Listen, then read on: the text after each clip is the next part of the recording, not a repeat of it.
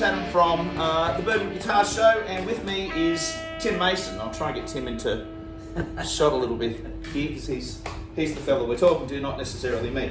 I'm not a lot taller than Tim, I'm just sitting on a slightly larger seat. Okay, that might be a bit better.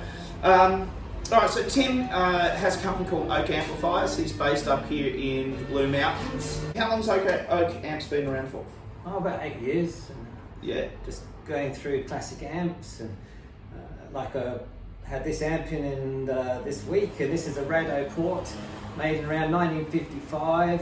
It's EL84 output tubed amp. When it originally came in, it had all old dog bone resistors and old paper caps, probably made in the 1940s.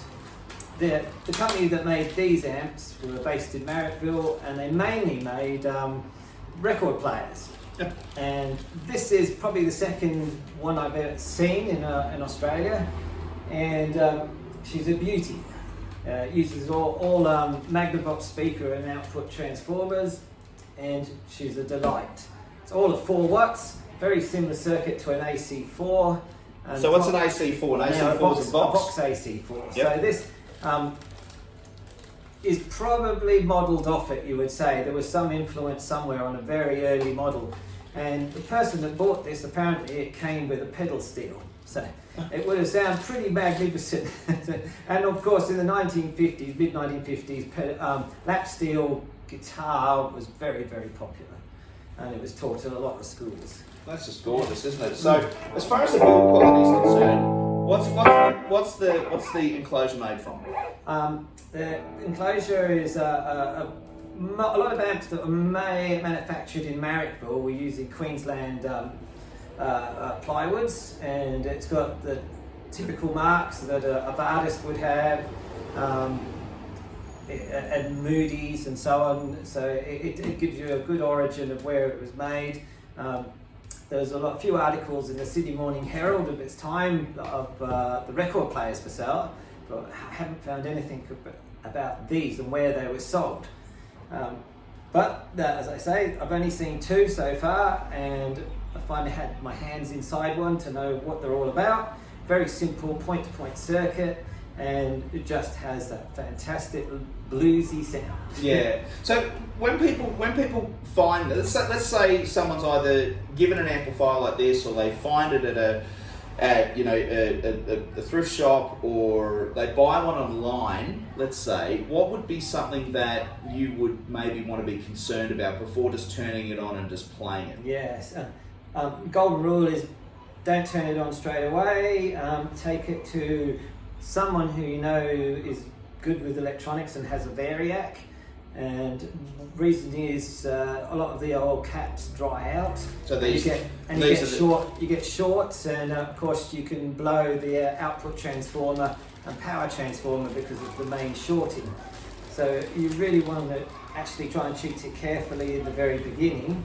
They can be rebuilt slowly on a variac at 6 volts generally start up, and then maybe 10 volts an hour till you build up over 24 hours. But generally you get a lot of leaking from the coupling caps, and it has a few troubles. So the secret is, if you get one, don't turn it on straight away. Yeah, don't get it serviced before you do anything with it. Because you don't want to lose it. They generally are a fantastic sounding amp, or anything of this age.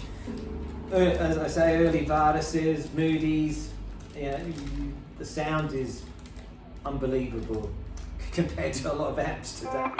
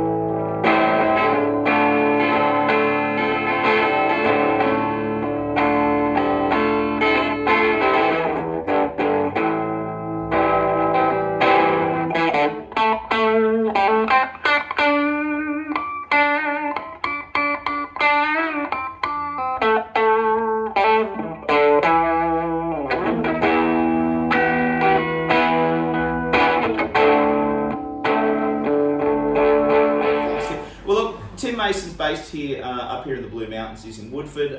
If you're in the Blue Mountains area, Penrith area, or even in the Sydney area, through to Lithgow, if you want someone good to service your amplifiers, Tim's your man. You're quite welcome to drop your amps off here at Birdwood Guitars at Katoomba. It's important for businesses like ours to support our local technicians and our local experts. And also, we just want to make sure that you guys, if you're super happy, we know you'll come back here and you'll get other things from us. So be sure, come and see us at Birdwood Guitars at Katoomba. If you need your amp worked on, Tim's your man. Okay, I'll see you next time. Bye bye. Thanks for watching the Birdwood Guitars show.